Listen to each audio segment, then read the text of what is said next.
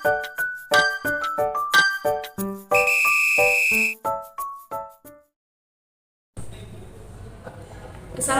warahmatullahi wabarakatuh. Kami dari kelompok 6 yang beranggotakan saya sendiri, Ummul Khairiyah, dengan nomor NIM 22301032. Beserta saya atas nama Putri Ayu Lestari dengan NIM 22301045.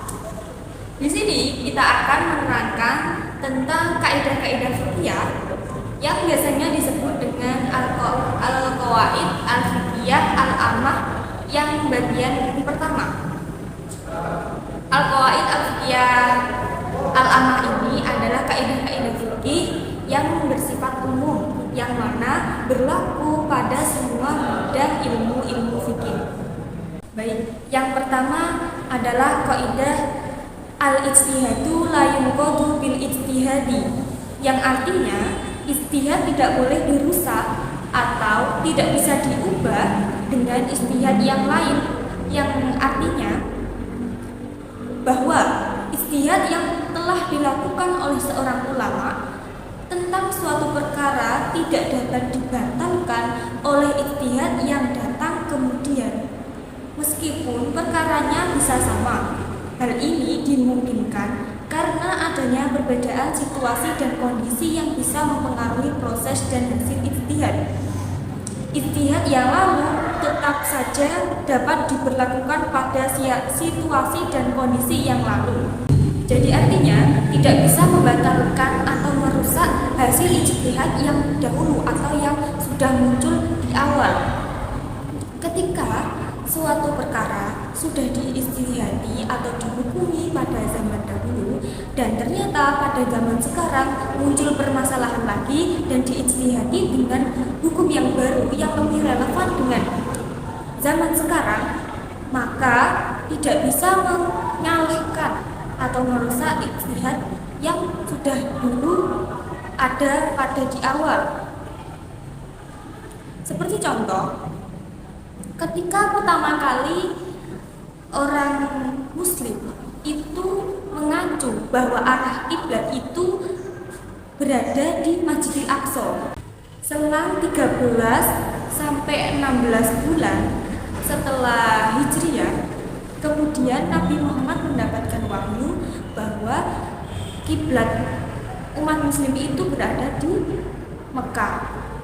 Maka bagaimana hukum ibadah orang Muslim yang pertama yang mana masih mengacu pada kiblat ke Masjidil Aqsa? Ibadah tersebut tetap sah saja, tidak bisa dibatalkan. Jadi tidak perlu mengganti sholat kembali. Jadi ibadah itu tetap sah, dan pada zaman sekarang kita menganut hukum yang baru, yaitu kiblat mengacu ke Mekah.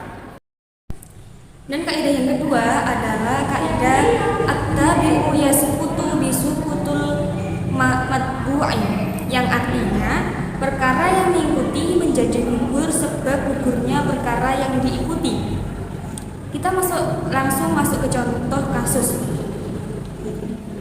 bahwasanya orang yang meninggalkan sholat karena gila dan kita berpijak pada pendapat yang tidak mengesahkan qodoknya, maka disunahkan mengqodok sholat sunnah rawatibnya, sebab sholat sunnah rawatib merupakan tabi, yakni pengikut bagi sholat fardu, maka kesunahannya gugur sebab gugurnya kewajiban sholat fardu. Jadi maksud contoh di sini, ketika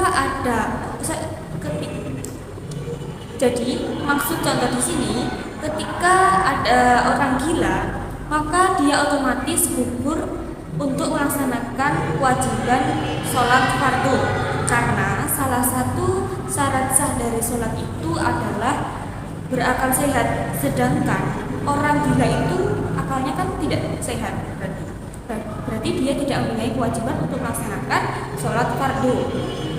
Nah, ketika dia sudah sembuh juga, sholat yang sudah ditinggalkannya itu juga tidak wajib untuk diqodoi. Begitu pula dengan sholat sunnah rawatibnya. Kan sholat fardu mempunyai dengan sholat sunnah, yaitu yang sholat sunnah rawatib atau bisa disebut dengan sholat sunnah qabliyah dan ba'diyah. Ketika seseorang tidak diwajibkan untuk melaksanakan sholat fardu, maka otomatis dia juga tidak diwajibkan atau dianjurkan untuk sholat sunnah rawatibnya atau sholat sunnah qabliyah dan ba'diyahnya. Dan yang ketiga adalah kaidah ar-ridho bi syai'i ridho bima yatawalladu minhu, yang artinya rela akan sesuatu berarti rela dengan konsekuensinya. Yang artinya rela akan sesuatu berarti rela dengan konsekuensinya. Dengan kata lain, ridho dengan sesuatu maka juga ridho terhadap konsekuensi dari suatu tersebut. Bahwasanya suatu perbuatan, setiap perbuatan itu pasti disertai dengan konsekuensinya. Kita berani mengambil suatu tindakan, maka juga harus berani untuk menanggung konsekuensinya. Di sini kaidahnya adalah ar-ridho bi syai'i ridho bima yatawalladu minhu. Seperti contoh, menerima suami istri dengan kekurangannya yang dimiliki salah satu dari keduanya, maka tidak boleh mengembalikan kepada walinya. Ketika orang sudah menikah, di situ pastinya ada kekurangan dan kelebihan masing-masing pihak, yakni suami istri. Ketika ternyata sudah terlanjur menikah, contohnya sudah terlanjur menikah dan si suami mengetahui bahwasanya ternyata istrinya tidak bisa memasak. Nah, hal tersebut adalah hal yang sangat sepele ya. Jadi tidak boleh suami gampang untuk memulangkan istrinya atau menceraikan istrinya, bukan. Ya, hal itu tidak diperbolehkan karena tidak sesuai dengan kaidah fikih yang nomor 3 ini, yaitu ar-ridho bi syai'i ridho bima yatawalladu minhu. Rela akan suatu berarti rela dengan konsekuensinya. Oke, yang selanjutnya akan dijelaskan oleh teman saya. Selanjutnya yaitu al-wajibu la yutraku illa liwajibin. Artinya suatu kewajiban tidak boleh ditinggalkan kecuali karena kewajiban yang lain. Perkara wajib adalah perkara yang dituntut untuk dilakukan dengan tuntutan yang tegas, tidak boleh ditinggalkan. Meninggalkan kewajiban adalah perbuatan dosa dan layak mendapatkan sanksi. Namun kadang suatu kewajiban bisa ditinggalkan karena kewajiban lain. Dari kaidah ini dipahami bahwa satu perkara wajib tidak boleh ditinggalkan karena perkara sunnah, apalagi sekedar mubah. Ia hanya boleh ditinggalkan karena perkara wajib yang lain. Jadi perkara wajib ini boleh ditinggalkan karena ingin menjalankan perkara wajib yang lain, tidak boleh perkara yang sunnah. Untuk contoh penerapan kaidah yang pertama, orang yang tidak punya pakaian untuk menutupi sebagian auratnya saat sholat. Ia menutup aurat tersebut dengan tangannya, dan saat sujud ia diberi pilihan antara menggunakan tangannya untuk menutup aurat atau meletakkannya di tempat sujud karena keduanya sama-sama wajib. Jadi seperti contoh, seorang wanita jika melakukan sholat memakai mukena yang atasan dan bawahan, pas di saat dia sujud kakinya kelihatan. Jadi dia mempunyai dua pilihan, antara dia tetap sujud meletakkan tangannya di tempat sujud atau dia menutupi sebagian kakinya yang terbuka tadi, karena dua perkara ini sama-sama perkara yang wajib. Jadi si perempuan yang sedang melaksanakan sholat ini tadi bisa melaksanakan salah satu pilihan dari keduanya, antara dia tetap sujud atau dia akan menutupi auratnya yang kelihatan tadi. Untuk yang kedua, hukum potong tangan bagi pencuri. Seandainya hukuman tersebut tidak wajib, tentu haram hukumnya. Menjaga keutuhan anggota tubuh termasuk tangan wajib hukumnya. Demikian juga memotong tangan pencuri wajib juga hukumnya, dan meninggalkan kewajiban memelihara tangan hanya boleh dilakukan untuk menegakkan kewajiban memberi hukuman bagi pencuri. Maksudnya di sini, jika si pencuri benar-benar bersalah, maka dia wajib dihukum. Tapi kalau dia dinyatakan tidak bersalah, maka hukuman itu tidak boleh dilaksanakan karena menjaga anggota tubuh itu termasuk hukumnya wajib. Untuk yang ketiga, menyembelih hewan sebelum memakannya itu wajib.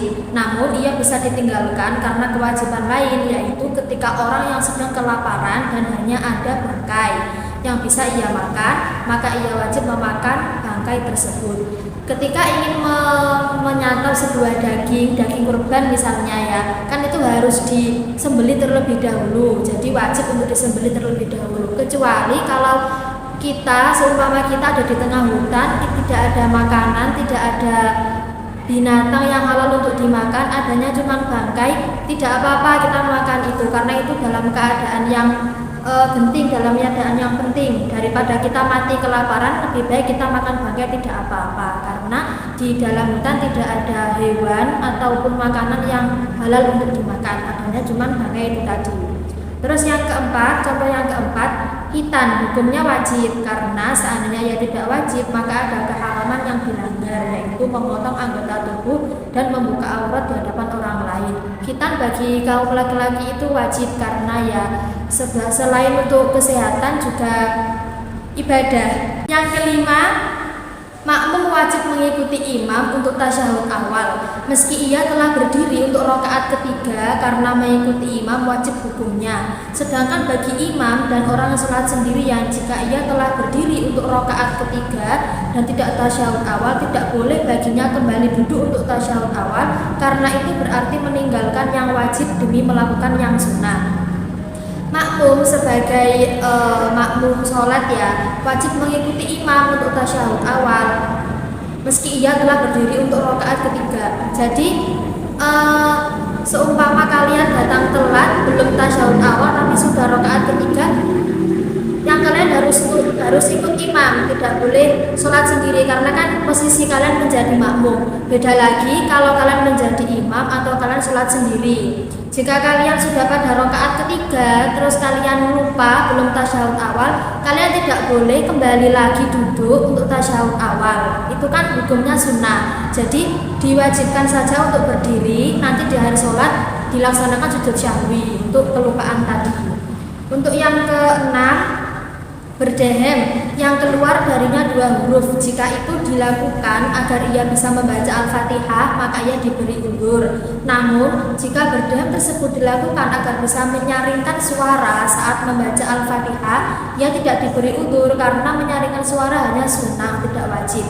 Jadi ketika kalian mengimami sholat, suara kalian agak serak, lalu kalian berdehem dengan alasan agar bisa membaca Al-Fatihah dengan lancar, itu tidak apa-apa. Tetapi kalau kalian berdehem dengan alasan agar suaranya lebih indah, lebih nyaring didengar, itu tidak boleh, karena itu sunnah atau tidak wajib. Terus yang perkara yang selanjutnya yaitu idza jtama'a amroni min jinsi wahidin walam yaktalif maqsuduhuma dakhala ahaduhuma fil akhari ghaliban. Artinya, bila terhimpun 2 perkara sejenis yang tidak berbeda tujuannya, maka biasanya salah satunya masuk ke yang lain. Kendati demikian, orang mandi janabah disunahkan berwudu. Wudu boleh dilakukan sebelum, pertengahan, atau setelah selesai mandi. Jadi wudu boleh dilakukan sebelum mandi, pertengahan mandi, atau sesudah mandi itu. Hadas kecil masuk dan terangkat meski tidak diniatkan secara khusus. Bila seseorang mandi wajib seperti mandi janabah dan tidak batal wudu, tidak melakukan yang membatalkan wudu di pertengahan mandi. Pendapat lain, idza jatama'a amrani min jinsin wahidin walam yaktalif maqsuduhuma dakhala ahaduhuma fil akhiri ghaliban. Apabila ada 2 perkara yang satu jenis serta maksud dari keduanya juga sama, maka salah satunya memasuki yang lainnya. Maksud dari satu jenis dalam kaidah ini adalah jenis ibadahnya yang sama. Jadi seperti sholat dengan sholat, puasa dengan puasa, toharo dengan toharo, seperti itu.